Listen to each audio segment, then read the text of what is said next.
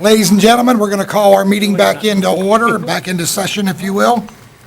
And right now, we're going to go to our reports of our officials. And Mr. Dice, will go to you.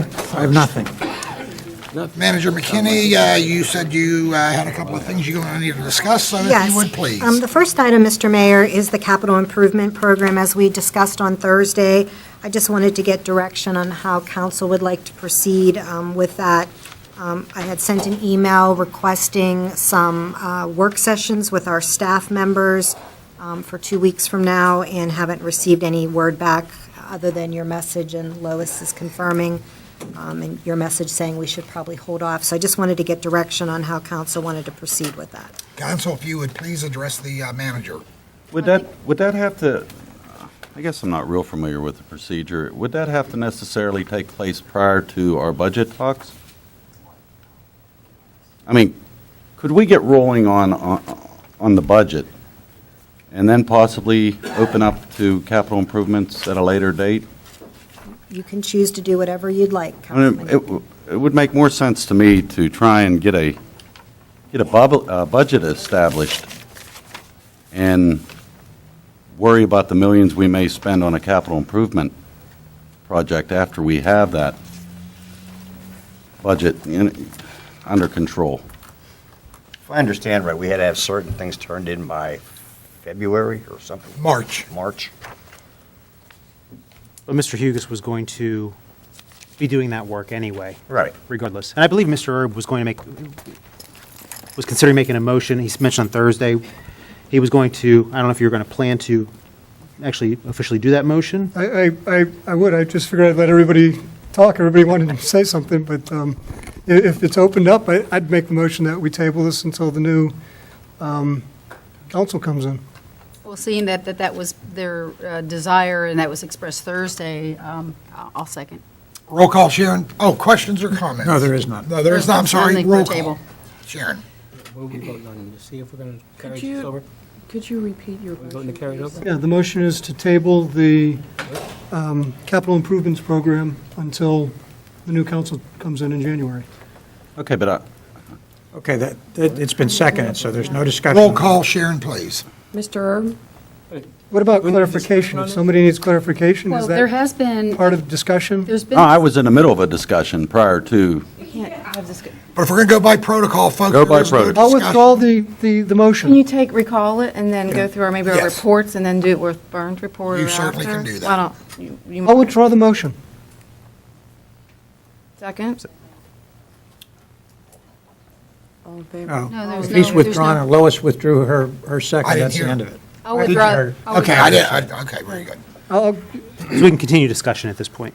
okay, this current council, when are we going to schedule some budget hearings?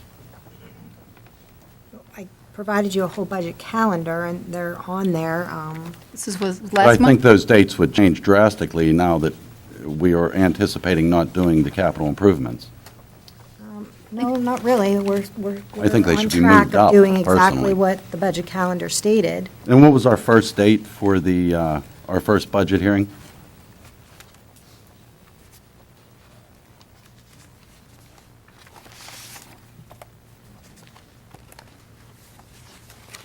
The first public hearing will probably be around Thursday, October 31st, November 1st.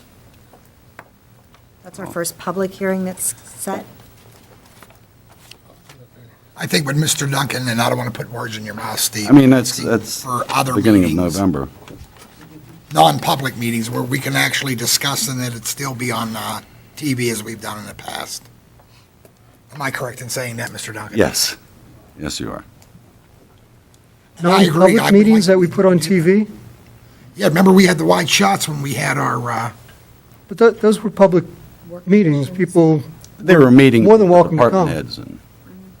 I thought that was all pretty well open, and I. Yeah, they all were. That's what I thought. yeah, they were open, but they were public meetings. They weren't non-public meetings. Anybody could have come in to see them live, too. They didn't have to watch them on Channel 45 Well, well, or let me Channel throw this 15, out. depending on whether they're watching it on FiOS or Well, I guess the only comment I have, Comcast. Vern, is They- that what's the difference if you have the wide camera on so the folks can still hear, and if they can't make it, can still watch it on TV, even if it's a non-public meeting? I just think they have a right to know. Okay, I guess my other point is, we don't feel that we're in a deficit of $600,000, as what I've been hearing for months and months and months. No, did you want me to do my I mean, do we feel- presentation? do we Or do you feel want to confident vote that- on this capital thing, or what would you like to do Do we feel first? confident that we're not going to be in that crisis for 13? At the snapshot that we can look at today, we feel that we're, in pretty good shape at this point. Was that going to be part of your report? Okay. She's going to make that. Very part of good. her report. You make it now? Thank And she'll you. be before you in case you wanted to. I just wanted direction. The first point was what to do with my capital improvement program. You want to say it now or later? I will go again to motion until the new council comes in. We can always take it off the table if we want to, so I'd That's motion that we put fact. it on the table until the new council comes in. And I'll second again. Roll call, Sharon, please. Mr. Erb? Aye. Dr. Griesbach? Aye. Mrs. Drumheller? Voting to table for the capital improvement plan, aye. Someone was asking. We're going to hold off. Mr. get John? that? Aye. Mrs. Allison? Aye. Do that. Mr. What you Duncan? guys want to do, I'll go. Aye. with it. Mr. Ramsey? Aye. Okay, that motion that's carried. Then, Lynette, you want to go to your other report. Right. Folks, please try to refrain. Whatever you guys want to do, you guys are going to be stuck with it. That was one of my votes you have. That's true. Sir.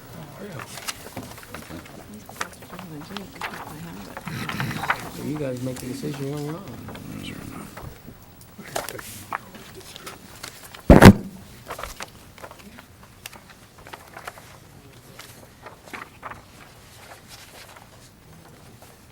Got another one? Is there an extra one? Is there an extra one down here? Somewhere? No. The No. original one somewhere? That's mine. Let me just, Yeah, Well, here, yeah, we can share. all right.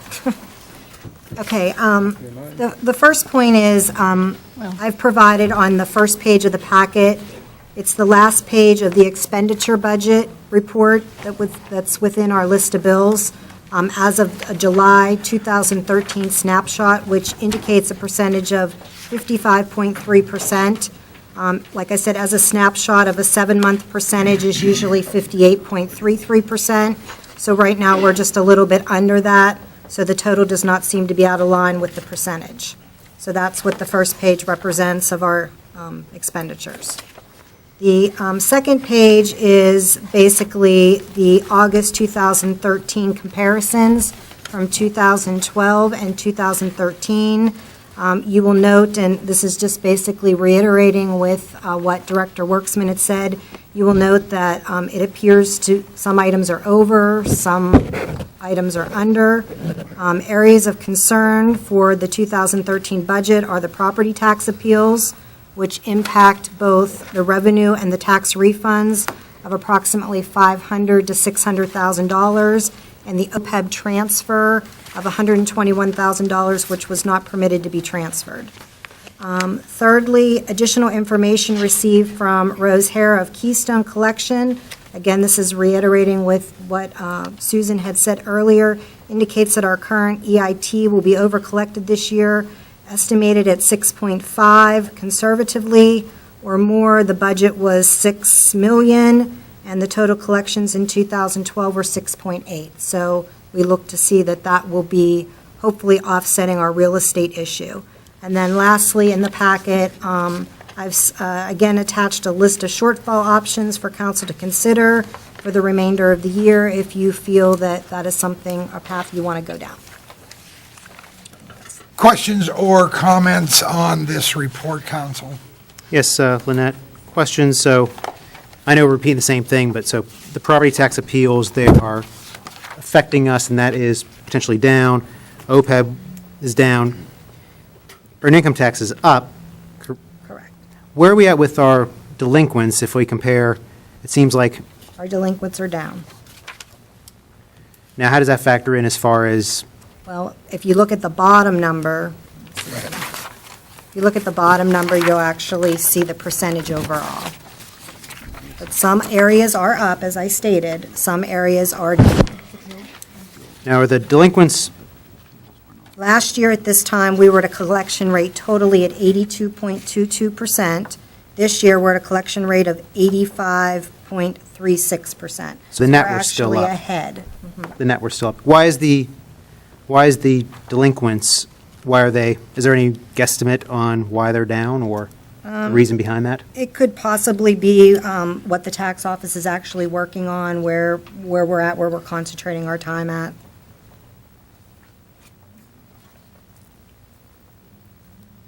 Okay, I mean, is there any way we can find out why Sure. they're down as much? Maybe people are starting to pay them. And I think the tax collector was here earlier. I don't know if he's, He's still back here. there, but delinquents aren't his responsibility. Just So- real estate is. so real estate, so all the delinquents, so Berkheimer has our real estate delinquent, our earned income tax delinquent. Local service tax, who handles that delinquent? That's handled by the tax office. And then who handles the delinquent? Is Berkheimer still handling our delinquent EIT, or when is that going over to Keystone? It was sent over to Keystone, just and they're I was waiting currently for in you the to do that. process of That is- processing the 2009 state tape. And we've directed the tax office to do some delinquent mailings in hopes of improving the collections. So possibly it's because it's in transfer to Keystone, that's why we're behind? No, they've indicated there was a concern with some staffing levels in the tax office. So we're restructuring where they're directing their time in the tax office. The staff has been reduced this year, but there's been a lot of changes, I guess, in the taxes that they're collecting, and so we're taking a look at that. Okay. Well, was Any there, other comments? Pat, possibly you could answer that. What, on the appeals process, wasn't there something that was not entered that we did not anticipate? There were 2 deposits that were posted twice that were corrected. No, I'm looking for the word, There are some ongoing tax appeals that are still out there, and they're working on commercial appeals, and we're not really certain what those will result in, and that's really being handled by the solicitor's office right now. okay. I guess that was my question. Okay, thank you. Any other questions or comments on Lynette's report? I just have one. Again, this is just the shortfall options presented by the administration, and again, I think that you all need to hear them. Number 1, dispatch center to Allegheny County, refuge department to personal haulers, senior center closed for the remainder of the year, library closed for the remainder of the year, amend the fund balance from 7.5 to 5%, which will approximately bring us $670,000 into the coffers. Outsource of animal control, mandatory days off for the remainder of the year without pay, hiring freeze, lay off employees, ambulance service bill for mileage on behalf of the municipality. Municipality does pay for gas and vehicle maintenance. Fees for services, trapping, chipping, use of dump trucks for disposal. Raise fees on non-resident seniors at the senior center. Meeting room charge for library room. Closed pool for the remainder of the year, which it's already done. Yeah. Closed TV 15 department. Halt non-essential overtime. Vehicle maintenance service to private company. These are issues that the administration has presented to council for your consideration, and I would ask that any of these issues that are presented to council from the administration, I'd like to see them on the website. Again, I think the residents have a right to weigh in their thoughts, email any of us, or email the manager. So that's just my thoughts on that. Anything else for us, Lynette? Yes, Councilman Griesach had requested the Dickey McCain bill, so I'm just passing that out. I'll just distribute that. And then I believe Councilman Duncan requested the costs of Loudermill hearings, so attached is that as well. I don't believe I asked that, but that's fine.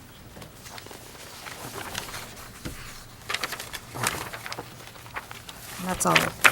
Very good. Clarence, we'll get on to you for your report, if you would, sir. Best for me to keep my mouth shut. Steve?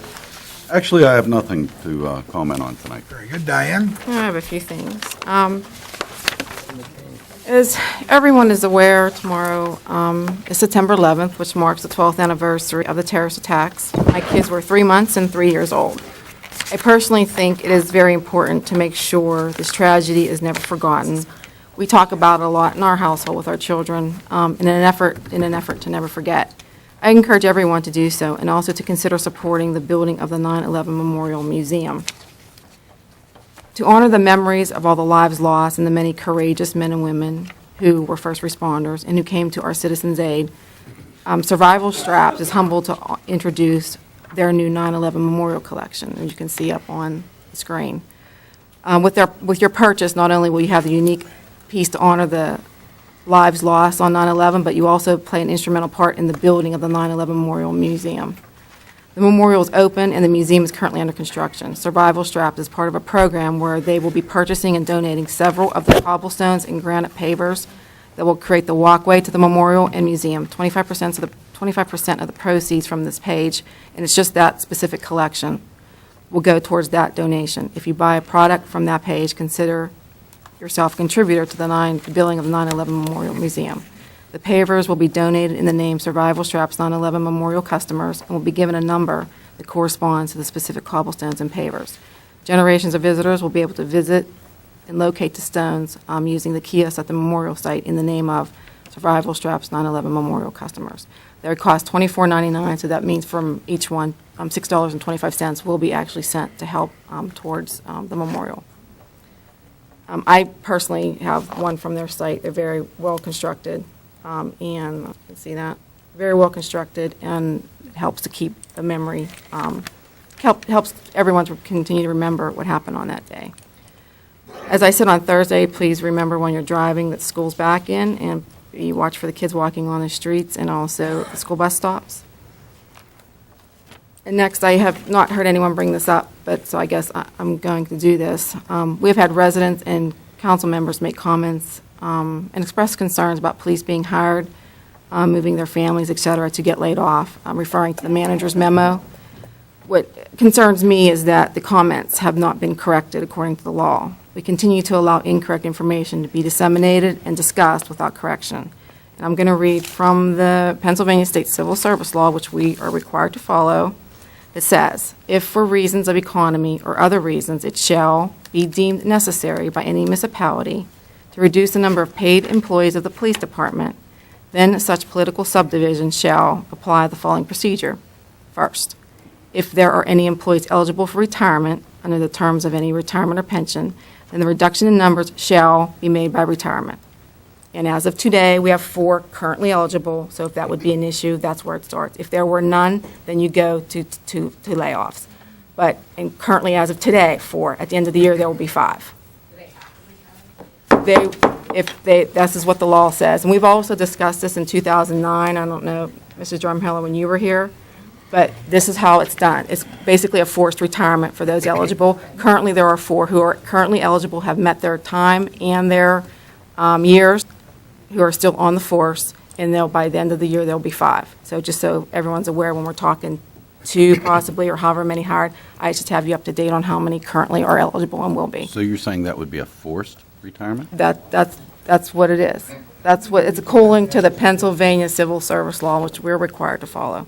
It says, again, for any reason, I specifically read the word shells, because there's a difference between shall and may, as I've learned over the years.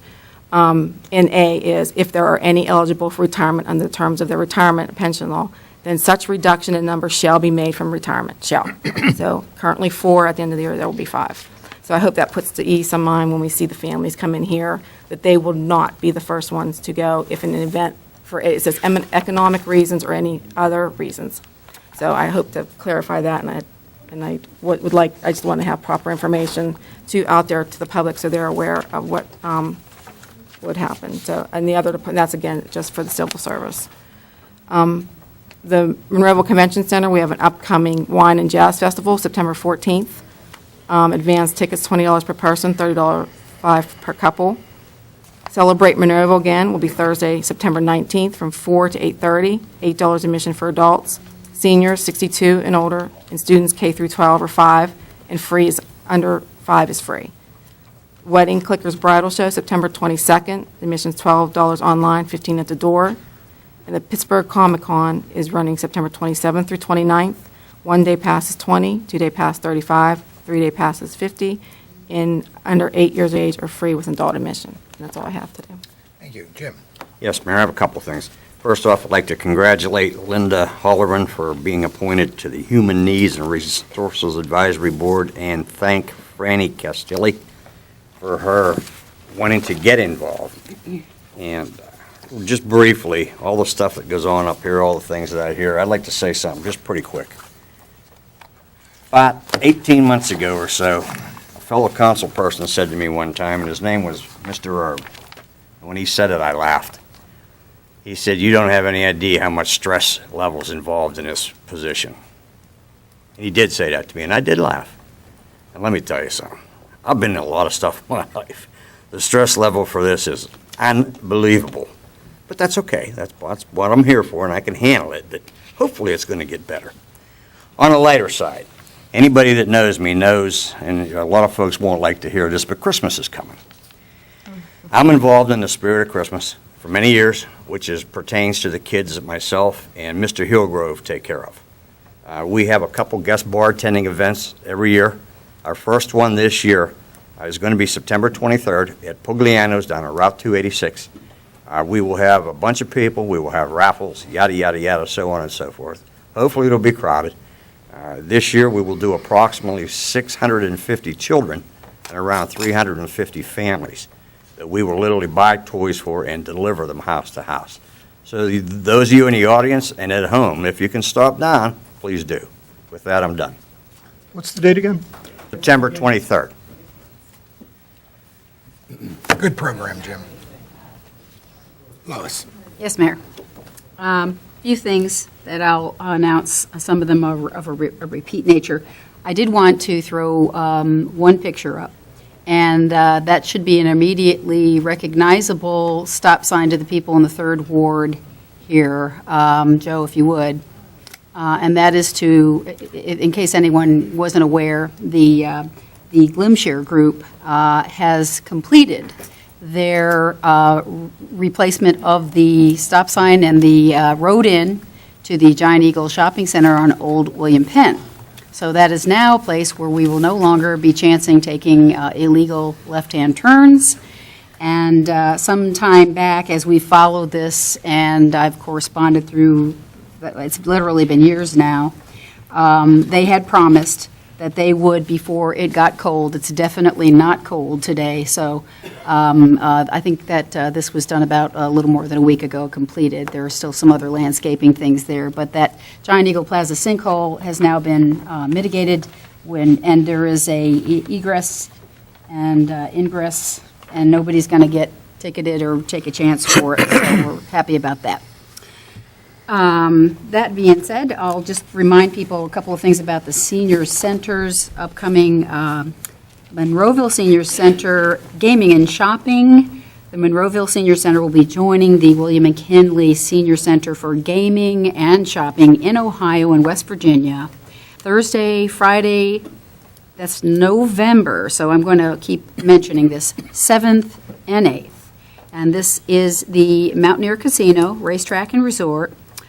This is a grand event for those who like to go to these things, and the seniors absolutely do. And it is a $99 package, which includes casino bonus. It includes the transportation, the one-night lodging at Mountaineer Resort, all taxes and luggage handling, casino bonus at each casino, Pottery City Antique Mall, where there's about 40,000 square feet of a lot of dealers for pottery, and also the Homer Laughlin China Retail Outlet, and those are the folks that make Fiesta Ware.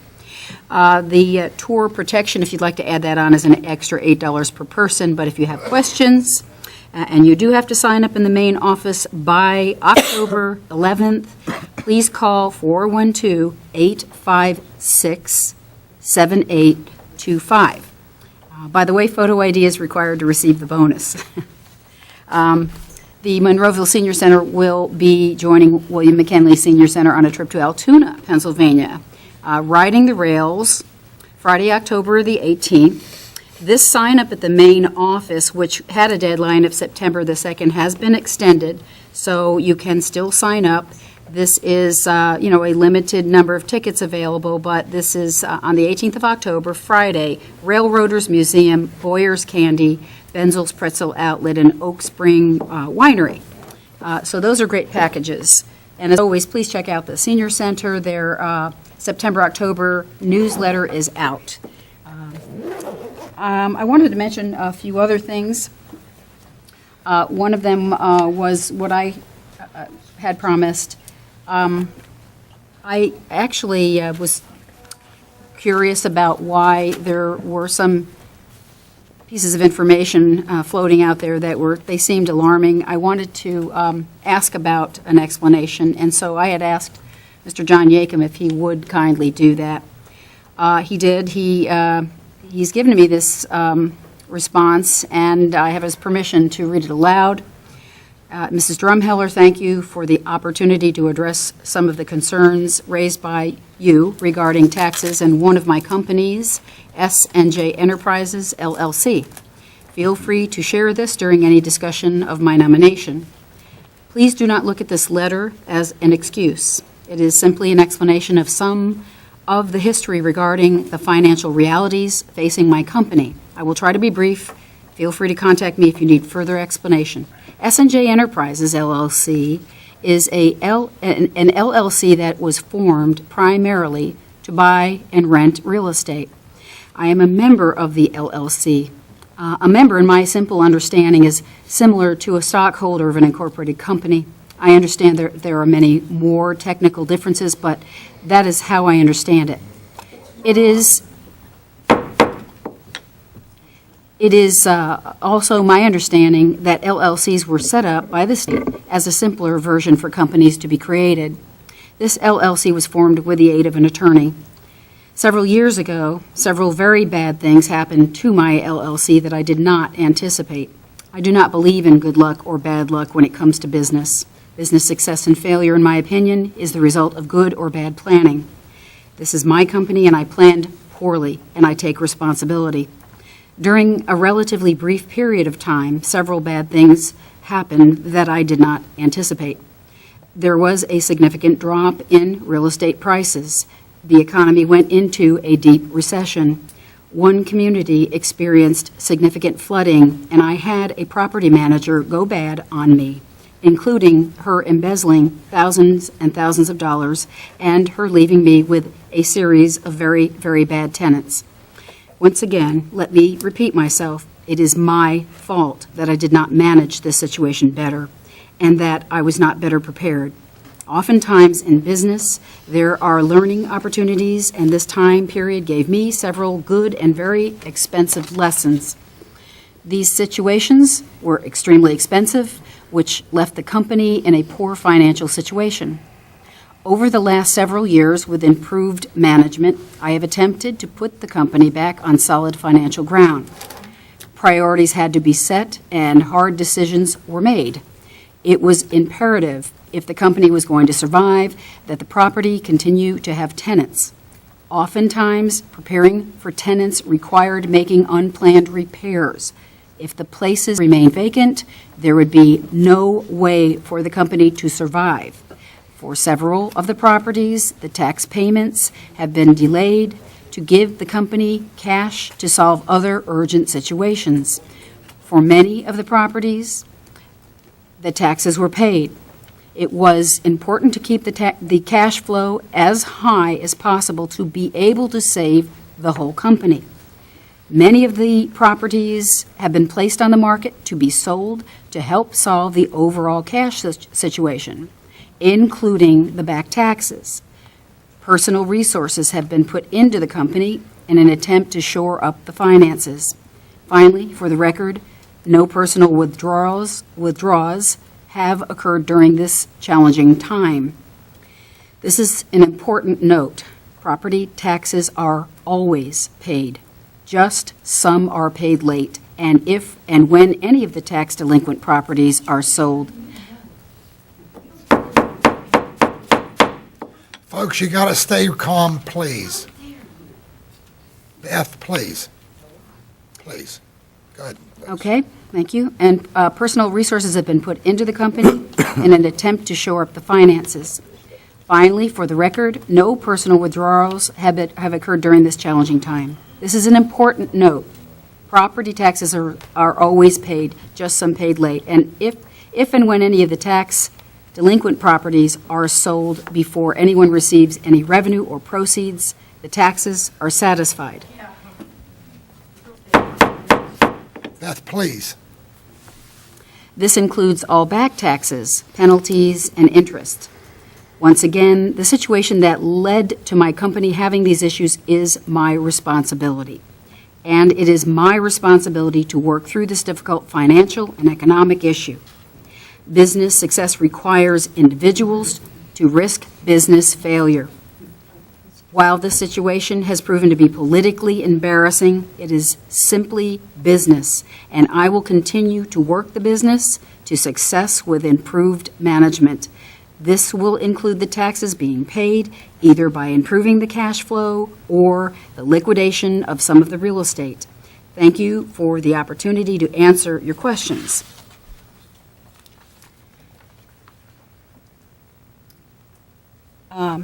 Finally, this last Thursday, we discussed, and of course tonight, we discussed the capital improvement plan. And I heard from one previous council member, Rich LaPiccolo. He did come up. What his concern wasn't capital improvements, but my comment has a tie-in with that since he previously was on council. He was interested Thursday night in our not forgetting that even though Monroeville Boulevard is a county road, it is nonetheless, we're, right in the Allegheny County area where Monroeville Boulevard, after years of neglect or maybe not improvement, was a concern. And he wanted to remind us of that, and I appreciated that. I appreciated that to the point where I wanted to know when we stopped previously having 5-year plans in a capital improvement. Certainly by the Home Rule Charter, we are charged with having, and the municipal manager is charged with reporting 3 months prior to the implementation of the capital improvements plan, which should be 5 years. It has been 3 years for many years.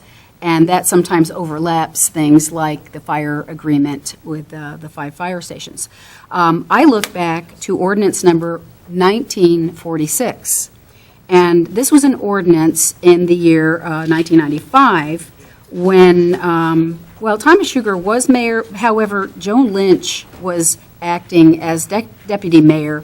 What they had before them was a capital improvement plan for 5 years. And she had vetoed that. Her veto is contained in the CIP. The original problem that Mrs. Lynch, Deputy Mayor, explained to the members of council with this letter, I wish to inform I'm returning an ordinance adopting a 5-year capital improvement program for the municipality of Monroeville that you voted in favor of last month, unsigned, thereby vetoed. As you know, you may be reconsidering this ordinance or the several alternative ordinances at the June 1995 regular business meeting. I vetoed the ordinance because I do not consider it a responsible means for meeting the needs of our community for the next 5 years. The ordinance you approved does not provide funding for many necessary functions. Over the 5 years, almost $2.5 million of road paving will be delayed or eliminated. Maintenance costs will increase because more patching and remedial work, etc. She wanted to respectfully have them reconsider the capital budget program and vote to support something that would be $12.6 million that would include something revised so that they had road improvement. The interesting thing about this is, as councils go, there are a lot of 7-0 votes, there are a lot of 5-2 votes, and this is probably one of those councils that had that reputation. However, the veto was overridden. And there being no further discussion, I wanted to point out that Mr. LaPiccolo duly made a motion to override the veto of option number 3, revised capital plan, and Mr. Brown seconded it. Upon a roll call vote, motion carried with 5 affirmatives, 2 negatives, and they had the voting number of councils here. They included Doyle, Giella, Brown, LaPiccolo, McCuskey in the affirmative, Mrs. Lynch, and Mrs. Sedlak in the negative. The mayor had indicated that this capital program didn't include a road paving program this year or any of the improvements during that 5 years. And since then, I think that we've gone to a 3-year capital improvement program. There are long-term implications, and I'm not for sure saying that in 1995 that led to the detriment of any one particular road. However, you have to prioritize what does go into, and that was something I wanted to point out, because that very same member of council had a concern that even though the county only had one road that they could fund, that was going to be for the entire county. All right, so we really have to, going into this next year, take a look back, and I recommend that everybody take a look back, go back, way back, try to find out why things were no longer in compliance. This was probably the last time they had a 5-year capital improvement program, and then starting with the 2000 CIP, it started to become 3 years. Please think, as an incoming council, very carefully about the priorities, and people will always have history in front of them, and that's why I wanted to share that with you. And that's the end of my report. Nick? Yes, Mayor. Like I mentioned last Thursday, there are a lot of good people in Monroeville. It's a good town. There's a lot of good residents, taxpayers, and employees that work for this municipality. I also mentioned morale. Morale is very important with any employer, any organization. Here in the municipality, the employees, the police department, morale is extremely important. And I believe that morale is important also for the actual residents and the taxpayers that contribute to this community. That the same taxpayers that pay everyone that's sitting up here, that pay for all the decisions that we make up here. And I feel that this council tonight demonstrated that morale, which I feel begins at the top, that there's a disregard for morale and did nothing to improve morale at this meeting. I apologize to Mr. Griziak, who is just one of these regular residents who was just interested in getting involved and put a letter in. And perhaps he will find be consoled by Mrs. Drumheller's explanation and Mr. Yakum's comments and explanation of his businesses. And I do not find consolation in that. And it's not about business and who owes what or what. I mean, that is not part. I mean, everybody has money problems at some point, and I understand that, and that should not be part of the issue. And I would like to remove that, and I'd also like to remove the players involved and who's nominated, and once again get back to what has been done on council in the past, and courtesy for fellow council people and the wards that they represent. So I certainly realize that I'm one vote, but I will do my best to continue to serve the residents of the second ward to the best of my ability. It's certainly been a challenging 21 months, I'm sorry. And being one vote, I would at least, once again, speaking about courtesy, I would like to, from the manager's office, be updated on events that happen within the municipality. There's been talk, and we hate to keep bringing it up, but Loudermill hearings, disciplinary actions, different actions that take place that me as a council person who is elected to represent members of my community, I'm finding out from the newspaper or actually from residents, and there are times when I don't even have a response to residents when they ask me. I certainly don't need to be involved with everything. I don't want to be micromanaging in any ways, but I feel that I at least deserve the courtesy, I think we all do, all 7 of us deserve the courtesy to at least be updated as things happen. And a simple email is perfectly fine. This has happened in the past. My brief tenure with Mr. Little was about less than 2 weeks. I think it was 9 days. There was a disciplinary action that he emailed all of council that same day and just said that this happened. Any questions, call me, and then we'll discuss it further. And I think that's the proper way to manage, and I would just appreciate if moving forward, Lynette, if you could please just keep us all in the loop with all actions that are taken as they're taken, so we don't have to learn about things in the newspaper. I think I deserve that, but more so, I can get over it. More so, though, for the residents, the taxpayers, the people that I'm elected to represent. So, once again, good people in Monroeville. My hope is that we can get back to where Monroeville should be sooner than later.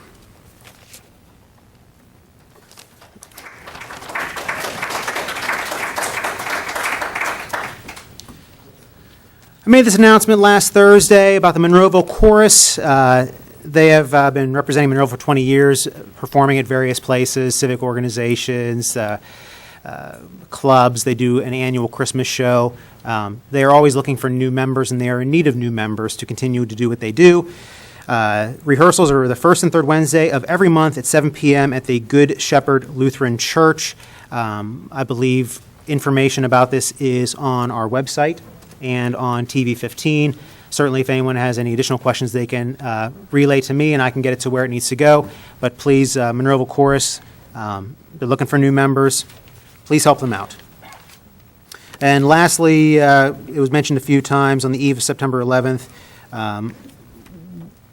Please remember the victims of that tragic day, of the members of our military who fight and protect our freedoms every day, both here and abroad, and our first responders nationwide, and particularly here in Monroeville. There was some very favorable news or updates about what our first responders have done recently and what they do every day and risking their lives, and certainly please remember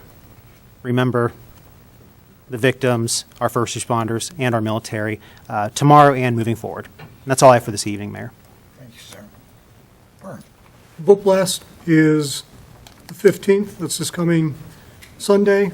Starts at 7:30. You can start registering, and then at 9 o'clock the race starts. Look forward to seeing you there. Mr. Mayor. Just a couple of real quick announcements. Again, don't forget this September 21st is the Mayor's Cleanup Day. Please get a hold of Joe Sedlak. We'll come on down. It's a fun event. It's 9 to 11, then we're at the community park. We have a little picnic. Hopefully it wasn't be like last year. We kind of froze out there, if you remember. It got really chilly, but we had a lot of fun. This Friday, I'm not sure everybody is aware of it, but apparently the school district is, I believe at 6:30 or 7 o'clock in that range, and I'll get the times and I'll try to get them posted. They're going to have a veterans thank you program. I think it's also for the 9/11 victims and their families as well. So please try to attend. I think it's a very worthy cause. Certainly, you know how I feel about our nation's veterans. I served them for many years in the VA, and I think it's appreciate anybody that does recognize them. But also, and Nick said it very well as well, our first responders. Again, we take them for granted, but yet they do it every day. They do it just, it's their job, and we always need to thank them as well. For the folks that I contacted, or I should say contacted me in regards to the new initiative on cleaning up our neighborhoods, Mark and I, again, want to apologize to all of you. This is much deeper than we realized. We're going to get ready to call a meeting with all of you here very shortly. It looks like our season will run out before we can actually act, but believe it or not, we have to educate you as well. So there'll be some educational meetings, if you will. We'll certainly address any of your concerns and questions. But again, this was a lot more than I anticipated. I still think it's a great idea, and we're going to certainly proceed with that. But again, more education coming up. So those of you who have contacted me, I will get a hold of you. And with that notion, seek a motion to adjourn. So moved. Second. All in favor? Aye. Thank you and good night.